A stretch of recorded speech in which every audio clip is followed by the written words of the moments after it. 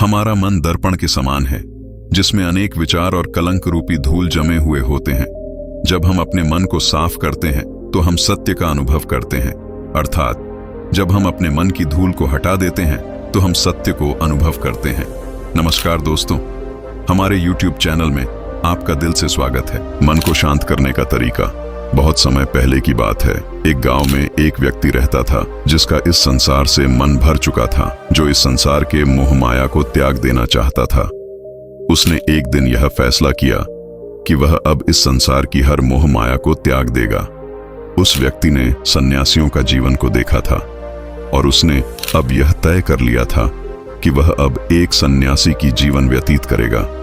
वह तुरंत अपने घर के पास में रह रहे एक बौद्ध भिक्षु के पास गया और उनसे कहा, मुझे एक सन्यासी जीवन जीना है। मैं इस संसार की मोह माया त्याग को देना चाहता हूं।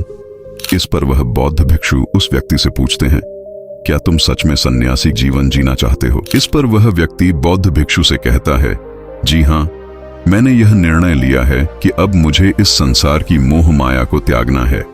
उस व्यक्ति की बात सुनकर बौद्ध भिक्षु कहते हैं, ठीक है, लेकिन तुम्हें मेरी एक बात माननी होगी। इस पर वह व्यक्ति कहता है, मैं आपकी सारी बातें मानने को तैयार हूं। तब बौद्ध भिक्षु उस व्यक्ति से कहते हैं, आज के बाद तुम मुझसे कभी नहीं मिलोगे। जब मुझे तुम्हारी जरूरत होगी मैं खुद ही तुम्हें बुला लूंगा। हमारे आश्रम में हजारों सन्यासी रहते हैं, तुम्हें उन्हीं की तरह रहना है और उन्हीं की तरह खाना है, उन्हीं की तरह वस्त्र पहनना होगा और उन्हीं की तरह जीवन जीना होगा जैसे वे जी रहे हैं। इस पर वह व्यक्ति कहता है, ठीक है गुरुवर, मैं तैयार हूं। इतना कहकर वह बौद्ध भिक्षु को प्रणाम करता है और वहां से आश्रम की ओर चला जाता है। आश्रम में जाने के बाद उसे एक कमरा मिलता है जहां वह रहने लगता है। साथ ही उसे चावल कूटने का काम मिलता है। वह हर दिन आश्रम में रह रहे 1000 सन्यासियों के लिए चावल कूटने का काम करने लगता है। इसी तरह उसके दिन बीतने लगे। उसे लगता है कि जब गुरुजी को उसकी जरूरत होगी तब उसे बुलाएंगे। इसी इंतजार में वह व्यक्ति वहां रहने लग जाता है। सुबह से लेकर शाम तक उस व्यक्ति का काम सिर्फ चावल कूटना ही था। उसने इस काम को करते करते धीरे धीरे 12 साल बीत गए, लेकिन अब तक भिक्षु ने उसको बुलाया नहीं। आश्रम में रहते रहते अब चावल कूटने वाले व्यक्ति के मन में कोई विचार नहीं थे और न कोई समस्या उसके मन में थी। वह अकेले रहते रहते अपने विचारों पर नियंत्रण पा चुका था। उसे जीवन जीने का सही मतलब समझ में आ चुका था। उसके मन में अब एक अलग ही सुकून और शांति थी। 12 साल बाद बौद्ध भिक्षु काफी बूढ़े हो चुके थे और उन्हें लग रहा था कि अब उनका अंतिम समय आ गया है और उन्हें अपना एक उत्तराधिकारी चुनना होगा। इसलिए उन्होंने पूरे आश्रम में घोषणा करवा दी, जो कोई भी उत्तराधिकारी बनना चाहता है वह देर रात मेरे कमरे के बाहर 4 पंक्तियां लिखकर जाएगा और उसे उन पंक्तियों में बताना होगा कि जीवन जीने का सही तरीका क्या है और इस जीवन को किस तरह से जीना चाहिए। इस जीवन का सत्य लिखना होगा, लेकिन एक बात याद रखनी है, उसे अपने अनुभवों के द्वारा लिखना होगा। किताब में कहीं सुनी हुई बातों को नहीं लिखना है या किसी से नकल करके भी नहीं लिखना है। जो भी यह बताने में सफल हो जाएगा वही मेरा उत्तराधिकारी होगा। आश्रम में जितने भी लोग रहते थे वे सब उस बौद्ध भिक्षु का आदर करते थे और उन्हें कोई भी धोखा नहीं देना चाहते थे।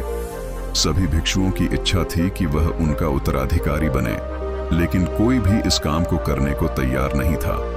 उन 1000 बौद्ध भिक्षुओं में से एक विद्वान बौद्ध भिक्षु बहुत ही हिम्मत जुटाकर अंधेरी रात में दीवार के बाहर लिख दिया कि मन एक दर्पण की तरह है, उसमें धूल जम जाती है। उस धूल को साफ कर दो तो सत्य अनुभव का अनुभव हो जाता है।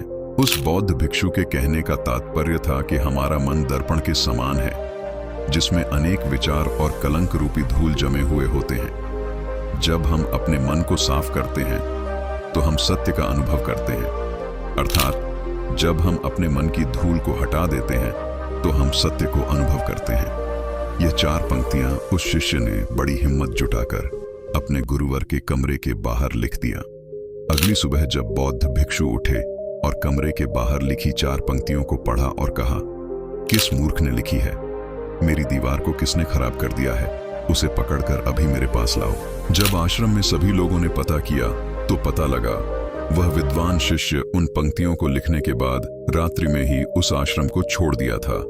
क्योंकि वह विचार उसके अपने नहीं थे और विद्वान शिष्य ने जाते जाते अपने कुछ मित्रों से कह दिया था, सुबह अगर गुरुवर को मेरी 4 पंक्तियां पसंद आई तो मेरा पता बता देना, और अगर इन 4 पंक्तियों को पढ़ने के बाद गुरुवर गुस्सा हो जाए तो तुम सब मेरा पता उन्हें कभी भी मत बताना।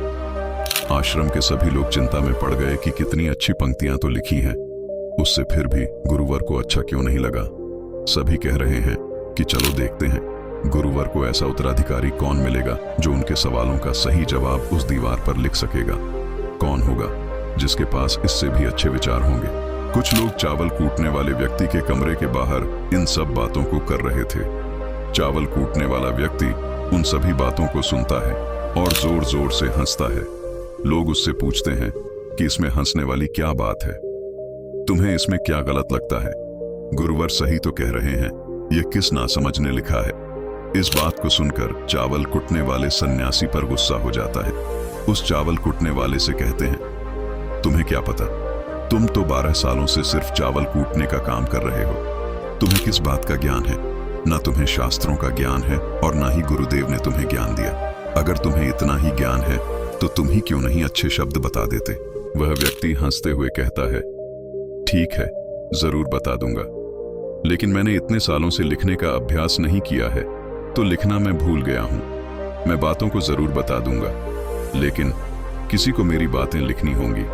और यह भी याद रखना है कि मुझे उत्तराधिकारी बनने का कोई शौक नहीं है। इस पर वह लोग कहते हैं, ठीक है, बताओ क्या लिखना है। तब वह व्यक्ति कहता है, लिखो, कैसा दर्पण, कैसा धूल। न कोई दर्पण न कोई धूल, जो इसे जान लेता है वह सत्य को प्राप्त कर लेता है। इसका तात्पर्य यह है कि एक व्यक्ति जो अपने मन की पवित्रता को समझता है और जो अपने अंदर की धूल को हटाता है वह सत्य को समझ लेता है। गुरुदेव ने आधी रात को चावल कुटने वाले व्यक्ति के पास आकर कहा, तुम यहां से चले जाओ, अगर नहीं तो आश्रम के हजारों लोग तुम्हें निकाल देंगे। तुम मेरा उत्तराधिकारी बनना चाहो या ना चाहो, उससे कोई फर्क नहीं पड़ता। तुम उत्तराधिकारी बनो या नहीं, लेकिन जो शब्द तुमने कहे थे वही सत्य है और जीवन के अनुभवों को दर्शाते हैं। मन ही मन मैंने तुम्हें अपना उत्तराधिकारी मान लिया है। यदि यह बातें उन हजारों लोगों को पता चल जाती हैं तो वे तुमसे ईर्ष्या करेंगे और तुम्हें नुकसान पहुंचाएंगे। यह लोग बर्दाश्त नहीं कर पाएंगे। एक चावल कुटने वाला व्यक्ति उत्तराधिकारी कैसे बन सकता है जिसे कोई ज्ञान नहीं है, जिसने कभी शास्त्र पढ़ा नहीं है। यहां पर शास्त्र पढ़ने वाले सभी लोग सिर पीटते रह जाएंगे। इसलिए तुम यहां चले जाओ, कहीं और अपनी दुनिया बनाओ और वहां के लोगों को ज्ञान से भर दो। उस व्यक्ति से गुरु ने कहा, सालों पहले महात्मा बुद्ध ने अपने एक शिष्य से कहा था कि जब तुम्हारे मन के सारे विचार शांत हो जाएंगे तब तुम्हारे अंदर विचार आना बंद हो जाएगा। उस दिन तुम्हें सत्य का अनुभव हो जाएगा। तुम सत्य का अनुभव करोगे, खुद का भी और इस ब्रह्मांड को भी समझ पाओगे, और यही बुद्धत्व पाने का पहला कदम है। तुमने आज इस बात को सत्य कर दिया। मन को शांत करने का तरीका, मन को शांत करने का पहला तरीका यह है खुद के विचारों को अच्छे से समझना कि आखिर आपके अंदर कौन से विचार उत्पन्न हो रहे हैं, आखिर आपके अंदर क्या चल रहा है। उन्हें अच्छे तरीके से जागरूकता के साथ समझने की कोशिश करना, न कि अपने विचारों को दबाने की कोशिश करना। तो दोस्तों, कैसी लगी हमारी कहानी, मन को शांत करने का तरीका, सुकून और शांति की खोज। कहानी पसंद आई होगी तो एक लाइक जरूर करें। नमो बुद्धाय।